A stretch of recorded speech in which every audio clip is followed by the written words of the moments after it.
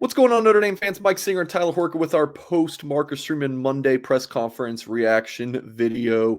Please do hit the thumbs up if you like what you see in this video. And of course, subscribe to our YouTube channel for more content. Tyler, if you're standing outside of South Bend, or excuse me, Notre Dame Stadium in South Bend right now, I know that means the weather must be nice. And with the trees and the stadium, I mean, you couldn't have a better backdrop. So we'll sacrifice a little bit of audio crispness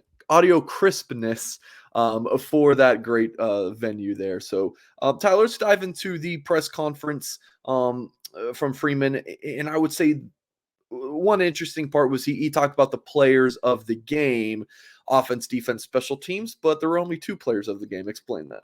Yeah, I've never seen that before when Notre Dame does these players of the game because usually there's three: offense, defense, and special teams. But Isaiah Foskey was so good on defense and special teams that he took home both of those honors. 3 sacks for the first time in his career in a single game, and then 2 punt blocks for the first time ever in Notre Dame history. Notre Dame's been playing football for a very, very long time. Right behind me here in South Bend, no player has ever had 2 punt blocks in one game. So I've been kind of waiting for Isaiah Foskey to have one of these games where he is literally a game wrecker. He's doing things on defense, on special teams that just totally take over a game. He had one of those against UNLV. And to be quite honest, I don't know how Notre Dame ends up winning by 23 points, but that could have been a closer margin if Foskey doesn't come away with the sack on 4th down. And there's literally a bee flying right in front of the camera there, if that's what you saw.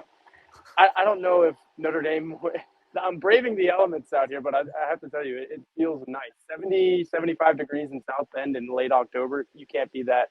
But just to wrap up on Foskey, he was an animal. He was good. And then the offensive player of the game was Logan Diggs. I wrote about him, blueandgold.com and Blue and Gold Illustrated.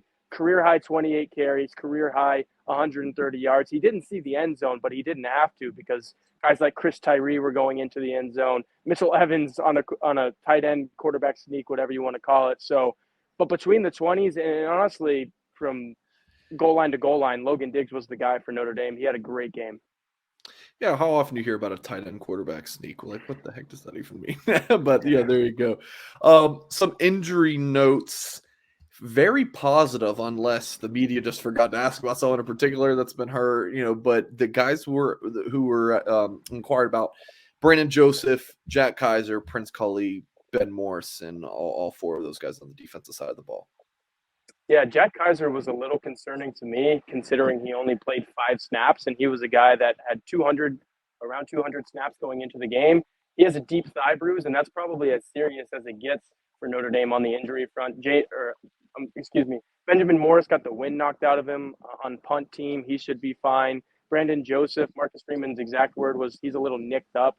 He should be fine. Prince Colley actually injured himself sprawling for a punt on the same play that Isaiah Foskey blocked his second punt on, I think it was. And you saw him return to the game, so he should be fine as well. So Notre Dame's obviously had some big injury news come out, and really in the last couple of weeks, Bo Bauer out for the season, Eli Raridan out for the season. We've talked about Tyler Buckner being lost for the season. There just hasn't been many of those games that keep guys out for 3 games here, 4 games there, and Notre Dame's been pretty fortunate for that. Yes, the season-ending injuries are tough. You need a guy like Bo Bauer. Eli Raridan was playing a lot, but in terms of these minor things, sometimes you've seen like Kyle Hamilton's saga last year. You didn't really know when he was going to come back.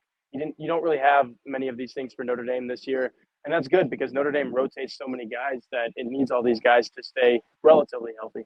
All right, let's talk running backs. Obviously, Freeman was very excited about Logan Diggs' play, but then it seemed like, for the lack of a better term, Audric Estime was in the doghouse after that fumble, and obviously not his first this season. Freeman, though, has a ton of confidence in him. Yeah, his exact quote was, "Nobody has lost faith in Audric Estime," and really, there's no reason to. Yes, 3 fumbles lost in 4 games is not good. That's a trend at that point, but I mean, make him walk around this beautiful campus here with the ball tucked in his arm. I don't know what you have to do because he's a big guy. Usually you don't think the big guys are going to be losing the fumbles, but I mean, he's also a true sophomore and he's learning on the fly. And the things that he does when he's not fumbling the football are so good that Notre Dame has to keep trusting him. I guarantee you he's going to go up to Syracuse, New York this weekend and get like we've seen all year, 10, 15. And if he is that hot hand like Logan Diggs was this past weekend, maybe even 20, 25 carries. So they're going to use Audric Estime like they have all year. Just in that one particular game, you were able to sit him on the bench, make him think about what he did, because you do have the luxury of a guy like Logan Diggs who was running so well between the tackles that, yeah, Notre Dame doesn't want to have a lead back, a number one guy. It wants to use all three of these guys, Chris Tyree being the other. But if a situation arises where it's like, okay, we're going to put the ball in this one guy's hand, you could do that because Logan Diggs obviously was up to the task. Tyler, I feel like through, what are we, 7 games in this season, which is crazy to say. This is just breezed by, but you've had Diggs feel like the main guy, like you did against UNLV. Certainly been times, especially in the second half of games, where it's been Estime. Have we said that about Chris Tyree at any point this season? No, you really haven't. And it's kind of weird because he's the junior of the group and he's the guy that theoretically Notre Dame would have the most trust in. But I don't know if it's the fact that he's a little bit smaller than both of those guys. Diggs is a pretty big guy. Estime, his size is well documented. Or if it's the fact that Tyree is still being viewed as this do it all receiver running back hybrid where they're putting him in a lot of different positions. He hasn't been the guy where he's lined up in the backfield every single time and they say, we're going to give you the ball. This is your game. So is it coming? It could. I do think he can be that guy because there was the point at the end of 2020 when he was a true freshman backing up Kyron Williams. And even early last year when Kyron Williams was the starter and he was the number 2 back before the turf toe injury, where you were like, okay, this guy's the next thing coming. Just keep him healthy, groom him. He's going to be the starter this season. Hasn't really turned out to be the case because Estime and Diggs are so good at sophomores. Yeah, obviously, when you look at the Notre Dame receiving numbers, it's a lot of Mare. You get some running backs catching some passes, screens, and whatnot. And then, just one catch here from a different receiver. I know Braden Lindsey caught 4 passes against UNLV, which I believe was a team high at that receiver position. Caught 4, right? The little touch shove, whatever you want to call it. Which Freeman did say in his presser that he counts those as runs, which I understand why he would count those as runs because you're running the ball. But I also understand why they're counted as passes because the ball is tossed forward. Tossed forward, yeah. Yeah, so I understand both sides of that, but yeah, good point. Caught 4. So Freeman was asked about the receiver usage, and then also when it comes to recruiting, how does that impact players looking at this program? Because anyone can Google Notre Dame football stats, any recruit can, and just see, wow, Michael Mayer's a tight end. Look at all these receivers not catching that many passes. Yeah, I think that's twofold. You could have guys who say, man, I don't want to be any part of that. But then you might have guys like Braylon James, Jaden Greathouse, Rico Flores saying, okay, it's not being done right now, but I believe what Notre Dame is selling. I think CJ Carr is an excellent quarterback. Maybe Tyler Buckner is healthy and he can be the guy. There's reason to believe that at some point it can start for Notre Dame in the wide receivers.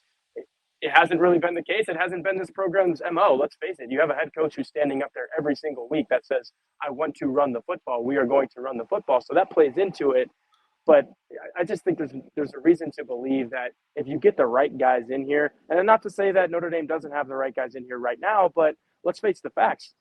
Lorenzo Styles has dropped 4 passes this year, and Jaden Thomas has, not really been a go-to guy when everyone thought he could be this short-yarded specialist or whatever it is. So I do think there's reason to believe the 3 guys that I mentioned, and you know them better than I do, Mike, they can come in here and maybe reshape the narrative, whatever wording you want to use. They can be the guys in the future. Yeah, absolutely. I've been saying that a lot. It's like it's definitely twofold. If your offense is flying high, that looks great to a receiver. But if it's not, it's like, well, it's not flying high because I'm not there. So, yeah, I really agree with you there. Please do hit the thumbs up on this video. Promo $10 of premium access. I posted the gold standard this morning, which has all the scoop on the 2023 board. I think I covered everyone the Irish are after right now. So make sure to check that out, as well as the status of the Notre Dame commit. So get the latest at blueandgold.com, $10 through August 31st. So again, that's access through the start of next season. Tyler, appreciate you braving those South Bend elements. Hey, this is the last time you'll see me with the short sleeve shirt on. I can guarantee you that. It's probably the last time you'll sweat all year too. No, I'm not saying you are, but if you are, that'll be the last time all year. But again, appreciate you, Tyler. Appreciate you guys in the orange shirts, in the young person in the bicycle behind you, and then of course to all the people watching. Appreciate you guys as well. We'll catch you next time.